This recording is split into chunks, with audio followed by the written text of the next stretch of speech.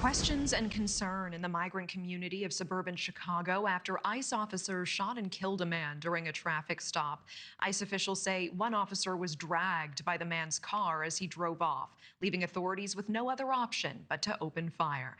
Now, activists are calling for a full investigation and for all surveillance and body cam video to be released.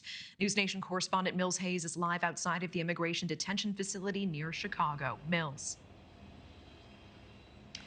Good afternoon to you, Natasha. Activists are speaking out after an undocumented man was shot and killed by an ICE officer just yesterday in the suburbs of Chicago. DHS saying that ICE officers were attempting to arrest an individual when a man resisted and attempted to drive his car into the arresting team, dragging an ICE officer and severely injuring him. Surveillance cameras capturing the tense moment, showing one officer back away while the other goes out of camera view once the vehicle starts moving. The 38-year-old man was identified as Silverio Villegas Gonzalez, a father of two and Mexican national working as a cook. ICE reported that he has a history of reckless driving, but our local affiliate found his prior record in Cook County consisted only of traffic violations. Illinois Representative Chuy Garcia told NewsNation the video doesn't corroborate the story that ICE is telling. He spoke outside of the Broadview ICE detention facility where activists were speaking out about others detained in the community yesterday. We spoke with an undocumented woman whose father and brother were detained during a traffic stop yesterday morning. She came to this ICE facility to bring her dad's diabetes medicine. What would you want to say to President Trump? I would just want to say to him that I understand you are here to protect your community, but my dad isn't a criminal. He's a hardworking person. He works with his community, and the only thing he came to do in this country is to work.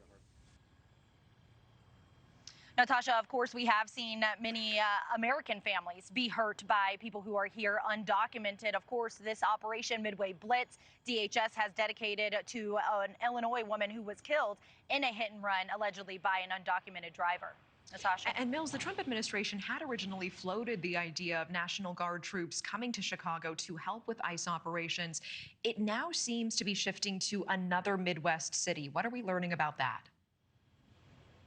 That's right, Natasha. President Trump announcing just yesterday that he is sending the National Guard into another city, Memphis, Tennessee. We're going to Memphis. Memphis that's the next city. Deeply troubled. And the mayor is happy. He's a Democrat mayor. The mayor is happy. And the governor, Tennessee. The governor is happy. All of this a part of the president's plan to crack down on crime. As the president said, Republican Governor Bill Lee is embracing the idea of the National Guard coming to Memphis to help clean up crime in his city, which has the highest violent crime rate among the nation's top 75 largest cities. That according to NewsNation's research team. But while the mayor of Memphis acknowledges the challenges crime presents in the city, he says sending in the military is not the answer. I want to be clear, I did not ask for the National Guard, and I don't think it's the way to drive down crime. However, that decision has been made. My commitment is to make sure that we work strategically to ensure that this happens in a way that truly benefits and strengthens our community.